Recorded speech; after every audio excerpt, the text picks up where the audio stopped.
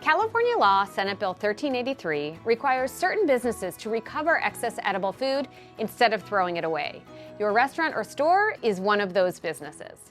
Whenever you have food that is not fit for sale but still fit for human consumption, under the law, that food must be donated. This video is a step-by-step guide to help you recover the maximum amount of edible food to remain in compliance with the law. Restaurants may have overordered supplies or have a catering order that wasn't picked up or just have leftover food at the end of the day. Whatever the reason, this excess edible food must be donated to a food recovery organization. A best practice is to freeze it and have scheduled pickups with a donation partner. If you find yourself only needing occasional pickups for occasional donation items, you can sign up with an app like Carrot or EllaPlate. Once you've established an app that will take your food, you can use it for the occasional pickups. Management and staff can list an item and have it picked up on an as-needed basis. Whichever method works best for you, it's just important to remember that under the law, you must recover the maximum amount of edible food, and it is against the law to intentionally spoil food. So what can be donated? Surplus food, food left at the end of the shift or the day that can't be repurposed for the next day, or any food orders that were placed and not picked up that are still within safe temperature guidelines. So what cannot be donated?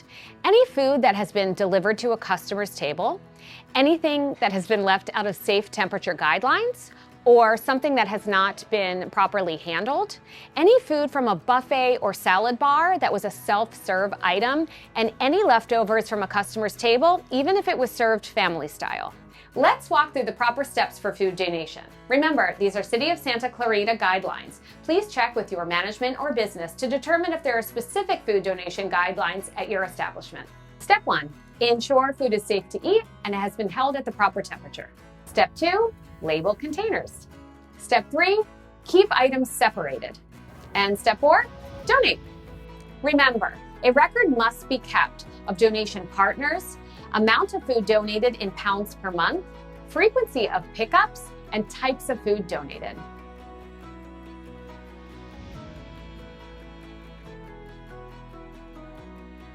At grocery stores and supermarkets, best practice is to have 3 donation stations for shelf-stable, refrigerated, and frozen items. Make sure all of those stations are labeled properly and that staff from each department knows where their station is and what can be donated.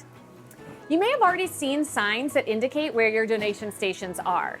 If your business does not have signs, the City of Santa Clarita can provide signage and a training manual available upon request for your business.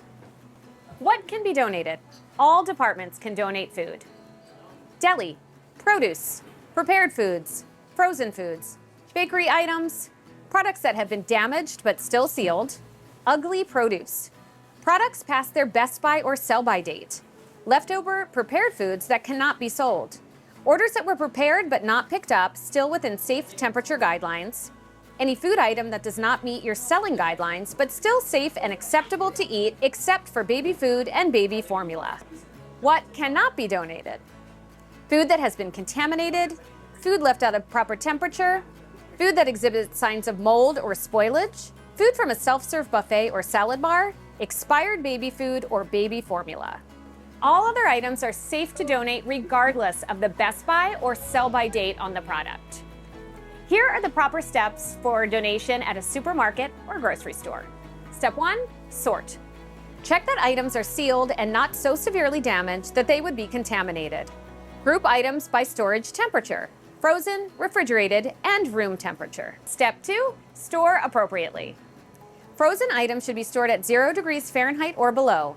Refrigerated items at 41 degrees Fahrenheit or below. For room temperature items, designate a labeled donation shelf or cart in a clean, dry area. Step 3, make sure all food that is fit for donation is in its designated area in time for your scheduled pickup.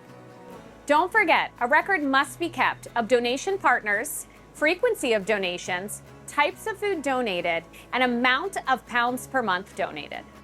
In 2024 alone, through the requirements of Senate Bill 1383, Santa Clarita recovered over 700,000 pounds of edible food that would have otherwise gone to the landfill.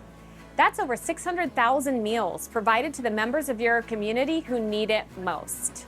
By establishing a system and sticking to it, not only are you complying with the law, but you're feeding those members of your community who need it most. We thank you for your support. For more information, please visit greensantaclarita.com.